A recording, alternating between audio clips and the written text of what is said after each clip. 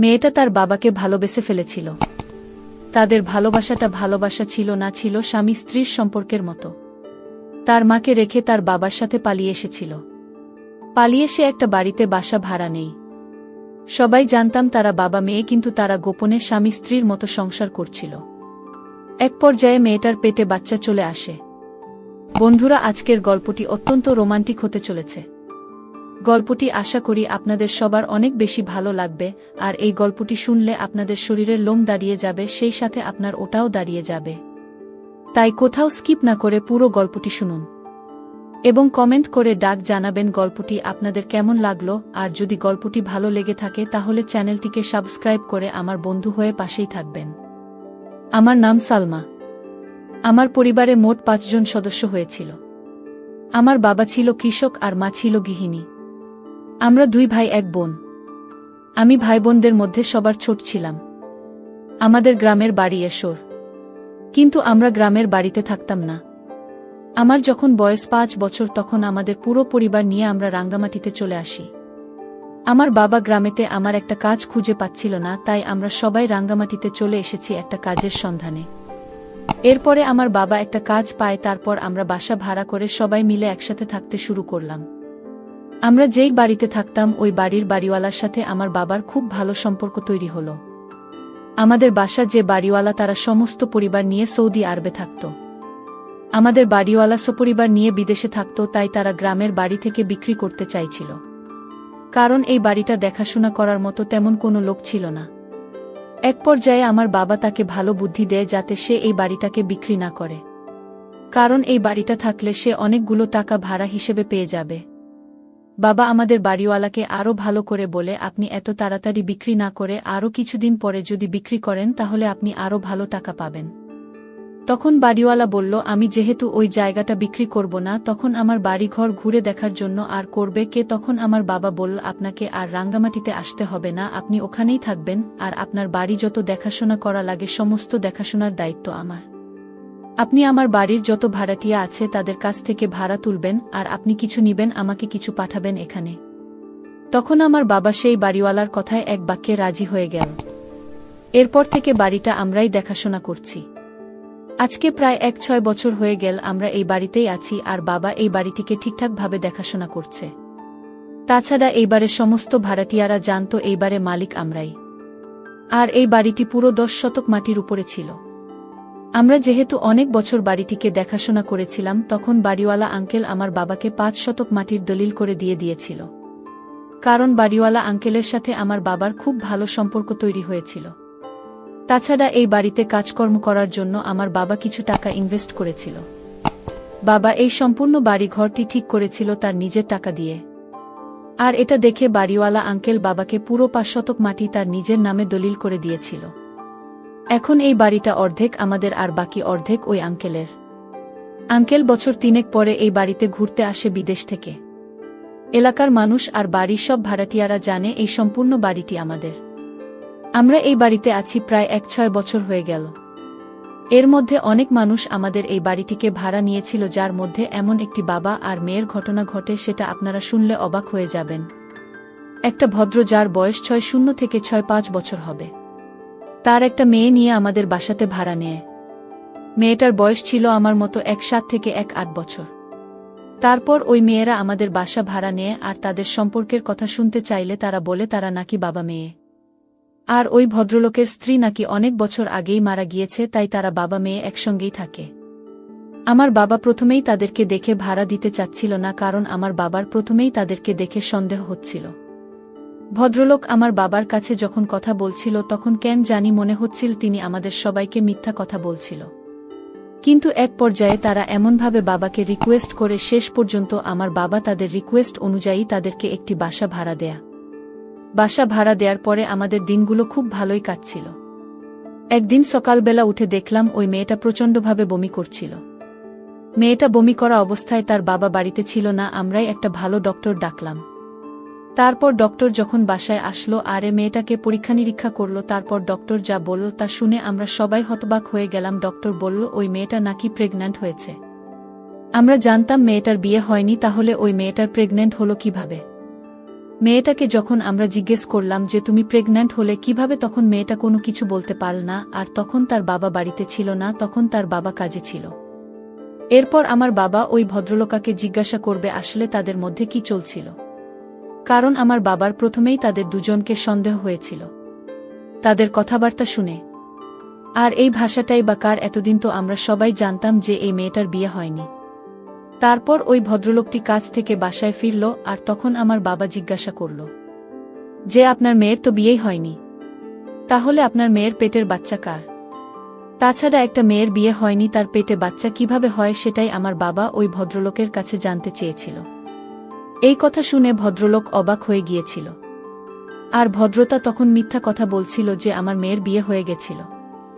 আমার মেয়ের আরও 2-3 বছর আগে বিয়ে হয়েছিল, তার জামাই বিদেশে থাকে, এই কিছুদিন হলো তার জামাই দেশে এসেছিল। এর মাঝে আমি আমার মেয়েকে তার জামাইয়ের সঙ্গে দেখা করতে নিয়ে গিয়েছিলাম, হয়তোবা সেখানেই তারা কিছু করে যে এর মধ্যে আমার প্রেগন্যান্ট হয়ে গেছে। আমার বাবা তার কথা বিশ্বাস করতে পারতেছিল না, কারণ আমার বাবা বলল আপনি একই সময় একই রকম কথা বলতেছেন, আমি আসলে আপনার কোনটা কথা কি বিশ্বাস করব? তারপর সেই ভদ্রলোক বলল আসলে সত্যি কথা, আমার মেয়ের বিয়ে হয়ে গেছে। তারপর সেই ভদ্রলোক বলল আমার মেয়ের বিয়ে হয়ে গেছে আর আমার মেয়ের স্বামী বিদেশে আছে।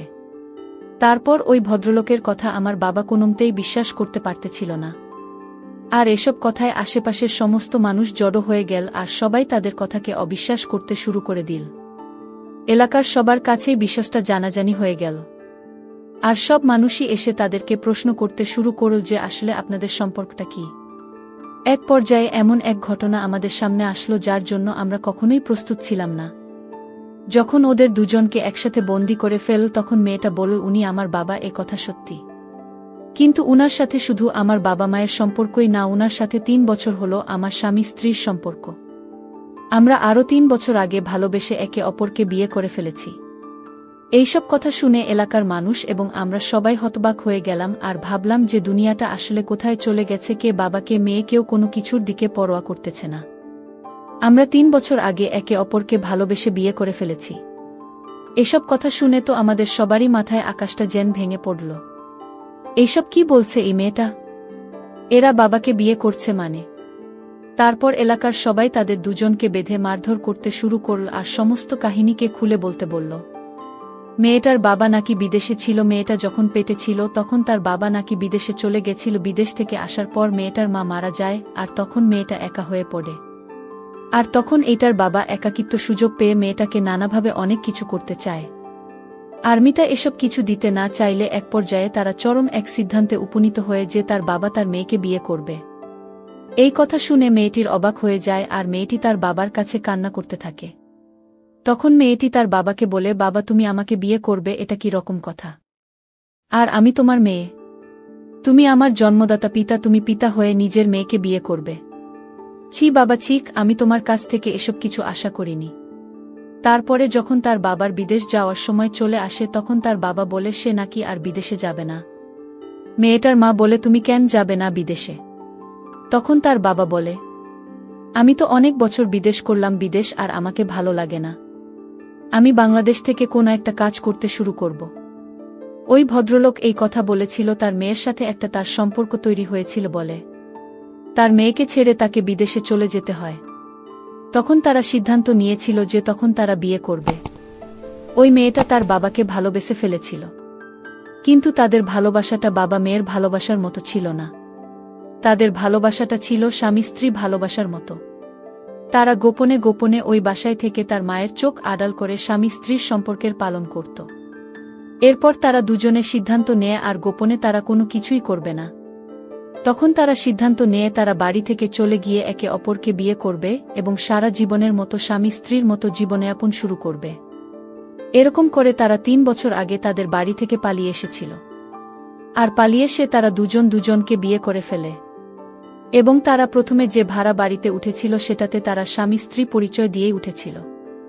এরপর তাদের বয়সও অনেক বেশি দেখে এবং তাদের চেহারার অনেক মিল দেখে তাদের এলাকায় অনেক ঝামেলা হয়েছিল।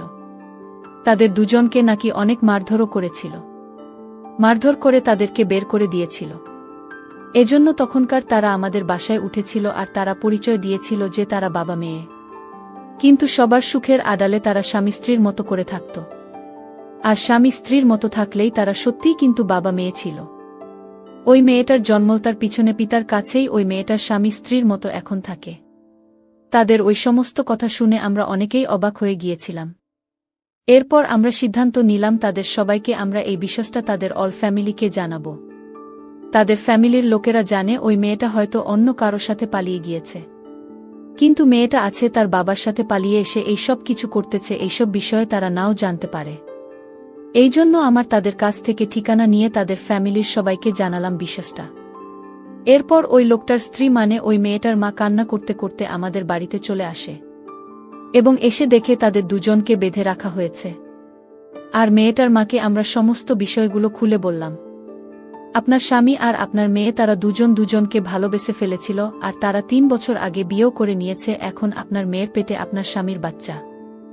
এইসব কথা শুনে ওই মহিলা চিৎকার করে কান্না করছিল, আর ওই মহিলা বলছিল, তারপর ওই মহিলা বলছিল, ছি ছি, তুমি এত নিচে নামতে পারলে? শেষ পর্যন্ত তুমি তোমার মেয়েকে বিয়ে করে ফেললে? তুমি? ওই লোকটা তখন চুপ করেছিল, আর আমরা তখন সিদ্ধান্ত নিলাম আমরা তাদের দুজনকে পুলিশের হাতে ধরিয়ে দিব। তারপর এই ভদ্রমালী বলছিল, আমি চাই আমার মেয়ে আর আমার স্বামীকে পুলিশের কাছে ধরিয়ে দিতে। তারপর আমার বাবা আমাদের বাড়িতে পুলিশ নিয়ে আসলো, আর পুলিশ এসে তাদের দুজনকে ধরে নিয়ে গেল। আপনারা সবাই সাবধানে থাকবেন।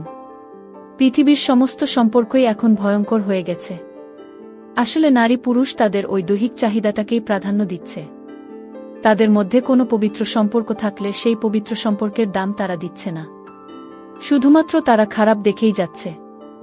বন্ধুরা, আপনারা সবাই সাবধানে থাকবেন। বন্ধুরা, আজকের গল্পটা আমি এখানেই শেষ করছি। আর আজকের গল্পটা আপনাদের কাছে কেমন লাগলো তা অবশ্যই আমাদেরকে কমেন্ট করে জানাবেন। আর আমাদের এই গল্পটা যদি আপনাদেরকে ভালো লেগে থাকে তাহলে অবশ্যই আমাদের চ্যানেলটিকে সাবস্ক্রাইব করে দিয়ে পাশে থাকা বেল আইকনটি বাজিয়ে দিন, যাতে আপনি প্রতিদিন নতুন নতুন আমাদের এই ধরনের গল্পগুলো শুনতে পারেন। আর আমাদের এই গল্পগুলো সম্পূর্ণ শিক্ষণীয় গল্প।